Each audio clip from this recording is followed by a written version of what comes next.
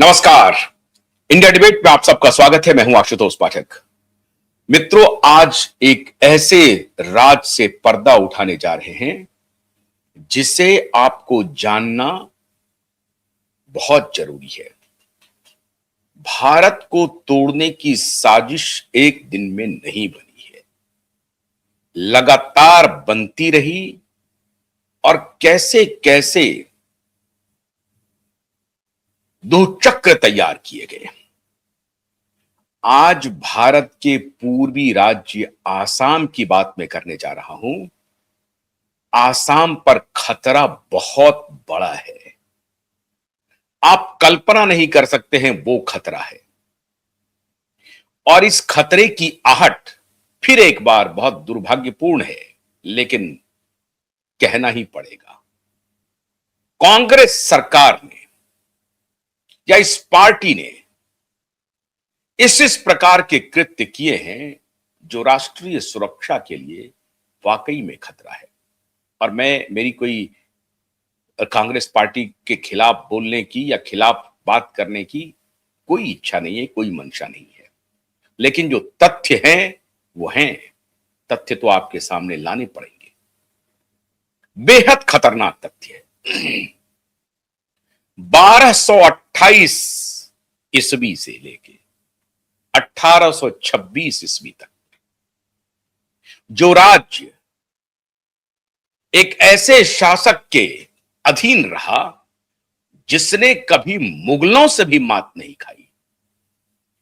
1671 में सरायगढ़ के युद्ध में मुगलों को पराजित किया और 6 शताब्दी तक, इतिहास में भी इसकी बड़ी चर्चा नहीं है, बेशर्म वामपंथी इतिहासकार अहोम राजवंश की चर्चा उस तरह से नहीं करते जिस तरह से अकबर की करते हैं, जिस तरह से जहांगीर की करते हैं, औरंगजेब की करते हैं, गजनी की करते हैं, तैमूर की करते हैं।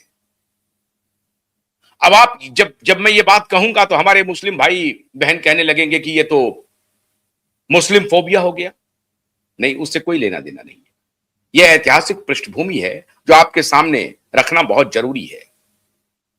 ना इसको धर्म से लेना देना है, ना किसी आस्था से लेना देना है, लेकिन कुछ ऐसे फैक्ट जो आपको जानने बेहद जरूरी है और खास तौर से हमारी युवा पीढ़ी को जरूर जानना चाहिए कि किस प्रकार से कृत्य किया गया हमारे देश को तबाह करने के लिए।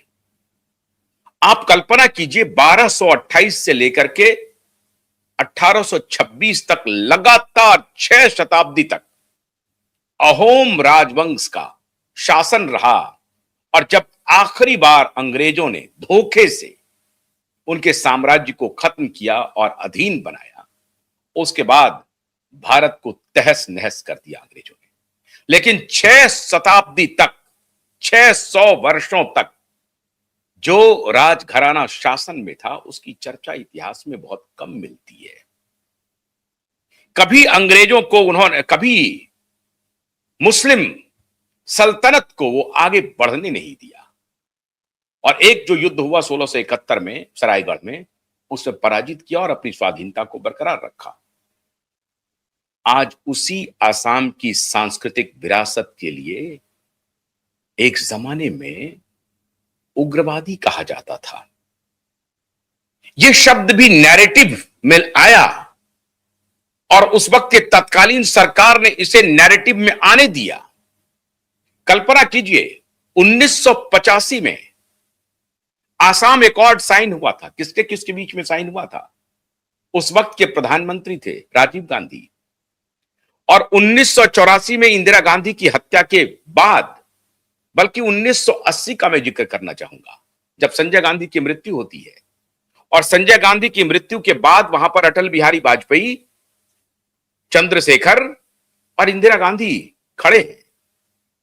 और उस वक्त एक लेडी, आयरन लेडी के रूप में इंदिरा की क्या छवि बनाई जाती है। आप देखिए कि सामने बेटे का शव है और वो काला चश्मा पहनी हुई है अपने आंसू को छिपाने के लिए, और चंद्रशेखर जी से पूछती हैं आसाम के बारे में क्या सोचा है।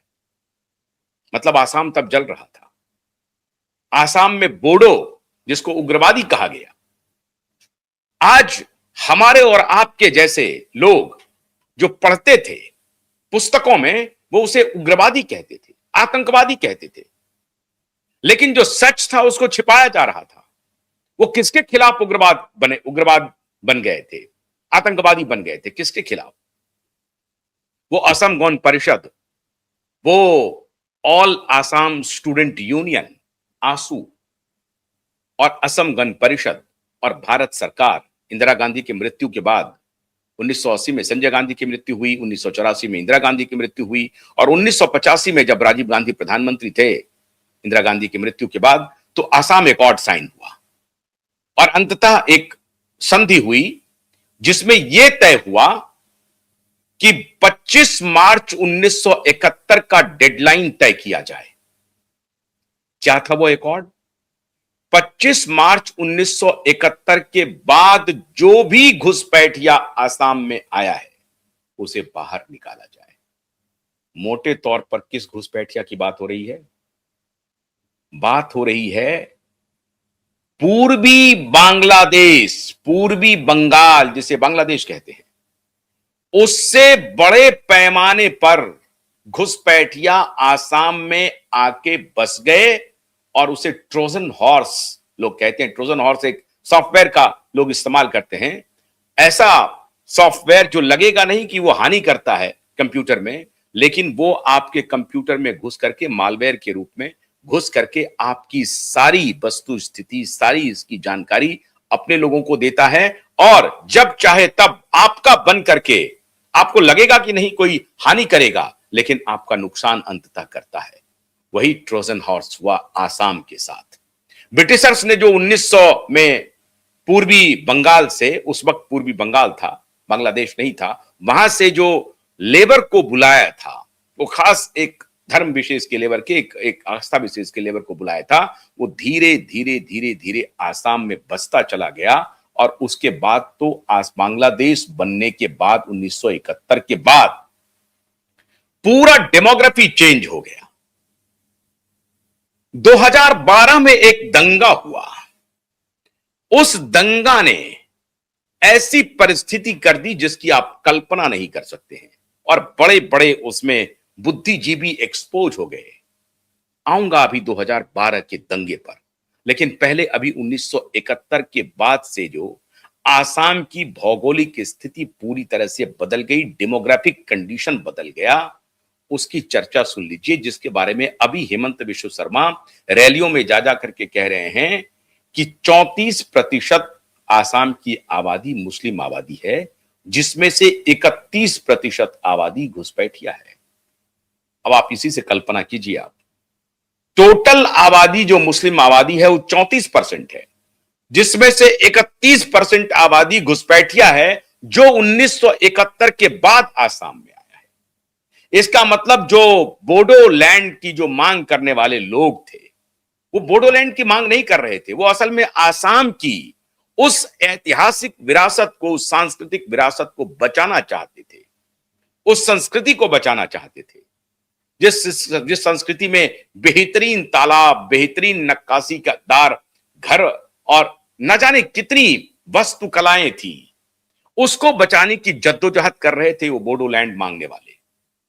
उसी बोडोलैंड को जो वो कह रहे थे, असम गण परिषद और ऑल आसाम स्टूडेंट यूनियन की डिमांड थी कि 25 मार्च 1971 को डेडलाइन किया जाए, क्योंकि बांग्लादेश के गठन के बाद बड़ी तेजी से आसाम की डेमोग्राफी परिवर्तित हुई है। आसाम में बड़ी संख्या में मुस्लिम आबादी आई है। यह कहानी आज की नहीं है, ये कहानी आईएसआई और सीआईए के मॉड्यूल लगातार पिछले 50 वर्षों से आसाम में काम कर रहे हैं। उनका एजेंडा है कि इस 34% की आबादी को 50% में कन्वर्ट करो। आसाम एक मुस्लिम बहुल स्टेट बनाने की उनकी योजना है। बहुत करीने से काम हो रहा है मित्रों, और हमारे नेता कहीं और खो रहे हैं, हमारी ब्यूरोक्रेसी कहीं और कॉम्प्रोमाइज हो रही है, हमारा एडमिनिस्ट्रेशन कहीं और कॉम्प्रोमाइज हो रहा है। राष्ट्रीय सुरक्षा आपके सबसे पहले केंद्र में होना चाहिए आज के दौर में।